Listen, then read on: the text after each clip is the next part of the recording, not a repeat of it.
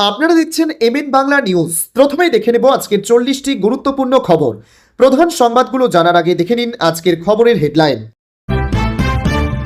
রাজ্যে শুরু হচ্ছে বেকার ভাতার আবেদন। যুবশক্তির জন্য কি কি নথি লাগছে জেনে নিন।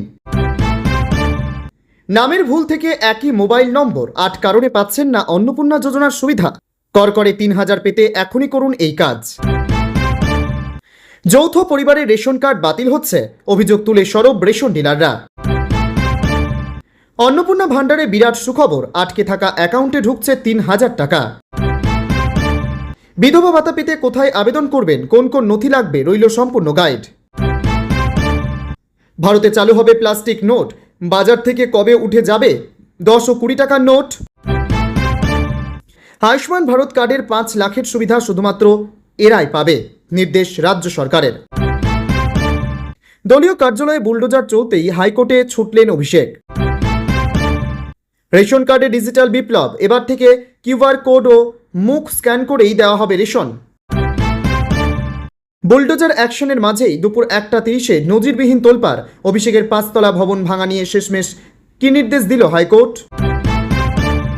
রান্নার গ্যাসের সিলিন্ডারে আসছে বদল, এবার এই নতুন পরিবর্তন দেখতে পাবেন আপনি। যৌথ পরিবারের রেশন কার্ড বাতিলের অভিযোগে সরব ডিলাররা, খাদ্য সচিবের হস্তক্ষেপ চেয়ে চিঠি।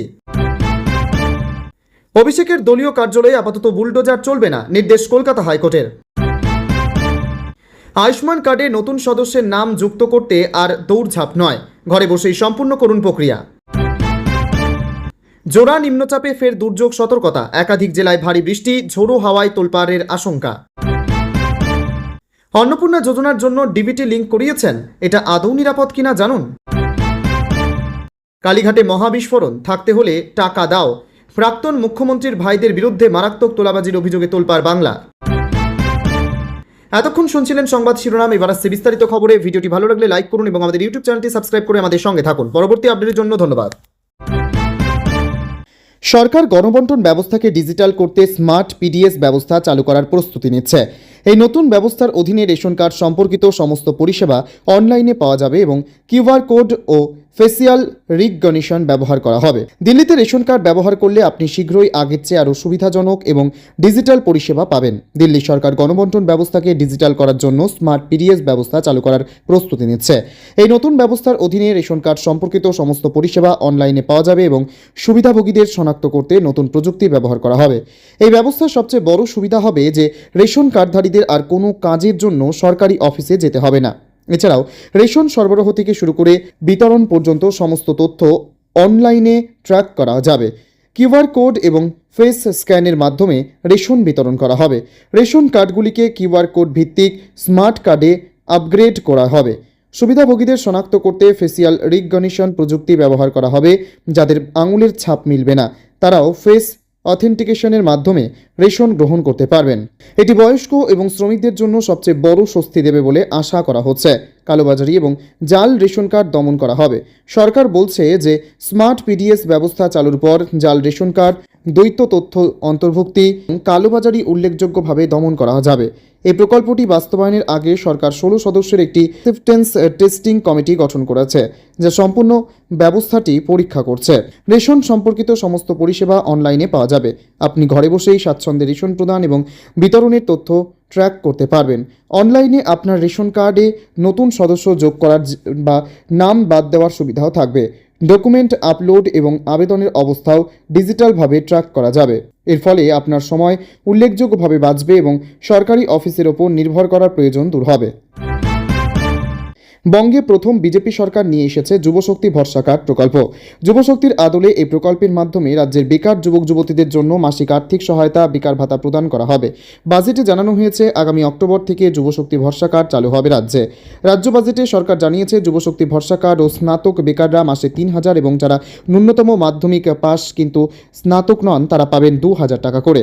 সরকারের তরফে জানানো হয়েছে আগামী অক্টোবর মাস থেকেই শুরু হতে চলেছে এই যোজনার আওতায় আর্থিক সহায়তা প্রদান। চালু হচ্ছে যুবশক্তি ভরসা কার্ড প্রকল্প। যুবশক্তি ভরসা কার্ড প্রকল্পের মাধ্যমে রাজ্যের বেকার যুবক যুবতীদের প্রতি মাসে আর্থিক সহায়তা দেওয়া হবে বিজেপি সরকারের তরফে। ডাইরেক্ট বেনিফিট ট্রান্সফার বা ডিবিটি এর মাধ্যমে সরাসরি উপভোক্তাদের অ্যাকাউন্টে টাকা পাঠানো হবে।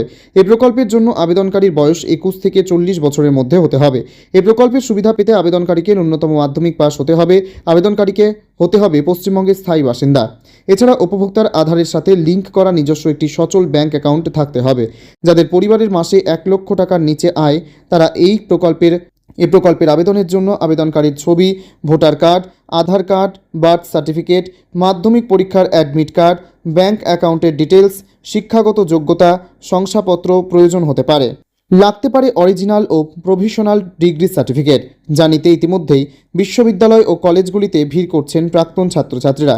যদিও সরকারের তরফে এখনও এ বিষয়ে স্পষ্ট আপডেট মেলেনি। ইতিমধ্যেই ভরসা কর্মসূচি প্রকল্পের জন্য যুবশক্তি ভরসা কার্ড পোর্টাল তৈরি হয়েছে। যেহেতু অক্টোবর থেকে প্রকল্প কার্যকর হবে, তাই খুব শীঘ্রই বাকি আবেদন গোটা প্রক্রিয়া নিয়ে সরকার বিজ্ঞপ্তি জারি করতে পারে বলে মনে করা হচ্ছে। ডিজিটাল রেশন কার্ড সংক্রান্ত একাধিক সমস্যার কথা ইতিমধ্যেই তুলে ধরে পশ্চিমবঙ্গ সরকারের খাদ্য সরবরাহ দপ্তরের সচিবের কাছে চিঠি দিল India fair price sub dealer federation. এই চিঠিতে দাবি করা হয়েছে বহু দরিদ্র ও প্রকৃত উপভোক্তা শুধুমাত্র পুরনো ডেটাবেসের ত্রুটির কারণে পেছনের সুবিধা থেকে বঞ্চিত হচ্ছেন। সেই চিঠিতে বলা হয়েছে, বহু বছর আগে ডিজিটাল রেশন কার্ডের ডেটাবেস তৈরির সময় অধিকাংশ পরিমাণ যৌথ পরিবার হিসেবে নিযুক্ত হয়েছিল, কিন্তু সময়ের সঙ্গে সঙ্গে সেই পরিবারগুলি অনেকটাই আলাদা ও পৃথক হয়ে পড়ে রয়েছে। বাস্তবিক আলাদা পরিবারের হিসেবে বসবাস করলে সরকারের নদীতে এখনও আর তারা একই পরিবারের সদস্য হিসেবে রয়ে গিয়েছে। তাই ফেডারেশনের তরফ থেকে অভিযোগ করা হয়েছে, এই পরিস্থিতিতে দীর্ঘদিন ধরে পরিবার বিভাজনের প্রক্রিয়া কার্যত বন্ধ বা অত্যন্ত সীমিত রয়েছে। তবে ডিজিটাল রেশন কার্ড আলাদা করে পাওয়ার সুযোগ পাচ্ছেন না সাধারণ মানুষেরা। এর ফলেই সমস্যা সৃষ্টি হচ্ছে বলে অভিযোগ। ফেডারেশন আরও দাবি, পুরনো যৌথ পরিবারের তথ্যের ভিত্তিতে স্বয়ংক্রিয় যাচাই ব্যবস্থা পুরো পরিবারকে ইউনিট হিসেবে বিবেচনা করছে। ফলে কোনো পরিবারের একজন আর্থিকভাবে সচ্ছল সদস্যের রেশনের সুবিধা বাতিল করতে গিয়ে একই প্রোফাইলে যুক্ত থাকা অন্যান্য দরিদ্র ও যোগ্য সদস্যদের রেশন কার্ডের একসঙ্গে নিষ্ক্রিয় বা বাতিল হয়ে যাচ্ছে। পাশাপাশি অভিযোগ, এতে প্রকৃত উপভোক্তারাও খাদ্য নিরাপত্তার আওতায় বাইরে চলে যাচ্ছেন। এর সরাসরি প্রভাব পড়ছে রেশন দোকানগুলিতে। কার্ড বাতিল হওয়া গ্রাহকেরা রেশন তুলতে না পেরে ক্ষোভ উগড়ে দিচ্ছেন ডিলারদের ওপর। অথচ এই সিদ্ধান্ত বা প্রযুক্তিগত ত্রুটির প্রসঙ্গে ডিলারদের কোনো সম্পর্ক নেই বলেই দাবি ফেডারেশনের। রাজ্যের অন্নপূর্ণা ভাণ্ডার প্রকল্পে উপভোক্তাদের জন্য স্বস্তির খবর। দীর্ঘদিন আটকে থাকা প্রায় 3 লক্ষ আবেদন অনুমোদন করেছে জেলা শাসক। আন্ডার এনকোয়ারি তালিকায় ঝুলে থাকা এই আবেদনগুলি জরুরি ভিত্তিতে তদন্তের পর ছাড়পত্র দেওয়া হয়েছে। অনুমোদন পাওয়ার পরপরই উপভোক্তাদের ব্যাংক অ্যাকাউন্টে সরাসরি 3,000 টাকা করে জমা পড়তে শুরু করেছে। উল্লেখ্য, এই প্রকল্পের আবেদন বাতিল হওয়া এবং সময়মতো টাকা না পাওয়ার পূর্ব হলদিয়া, নন্দীগ্রাম ও এগরার মতো বিভিন্ন এলাকায় বিডিও অফিসের সামনে বিক্ষুব্ধ আবেদনকারীরা পথ অবরোধ ও প্রতিবাদে সামিল হয়েছিলেন। উপভোক্তাদের এই ক্ষোভের প্রেক্ষিতেই জেলা প্রশাসন তদন্ত প্রক্রিয়া দ্রুত সম্পন্ন করে আটকে থাকা আবেদনগুলোর জট কাটানোর উদ্যোগ নেয়। অবশেষে টাকা অ্যাকাউন্টে জমা পড়ায় দীর্ঘ প্রতীক্ষার অবসান ঘটেছে। বিধবা ভাতা প্রকল্পের মাধ্যমে রাজ্যের বিধবা মহিলাদের মাসে মাসে আর্থিক সহায়তা দেয় সরকার। সম্প্রতি এই প্রকল্পের ভাতা বাড়িয়ে দেওয়া হয়েছে।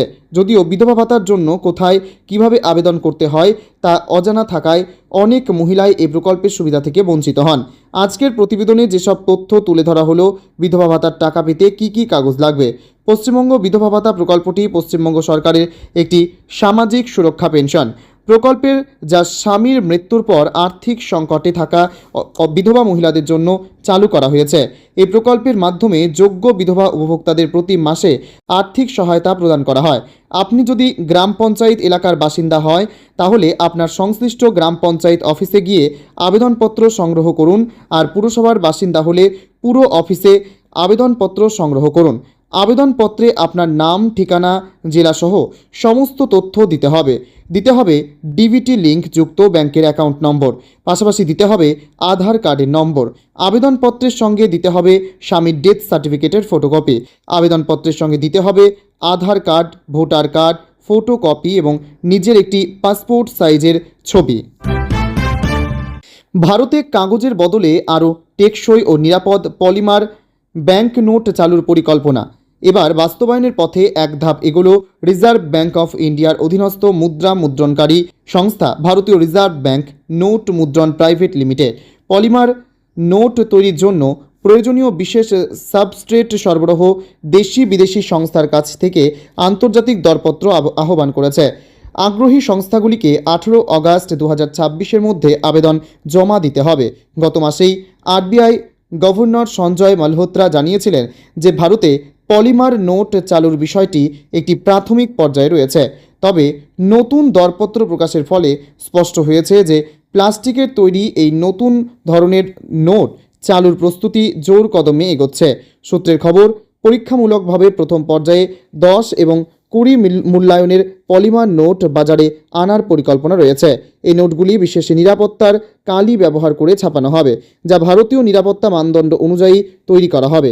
প্রাথমিক পর্যায়ে প্রায় 68,000 রিম ভিত্তিক পলিমার সাবস্ট্রেট কেনার পরিকল্পনা করা হয়েছে। প্রতিটি রিমে থাকবে 500টি শীট।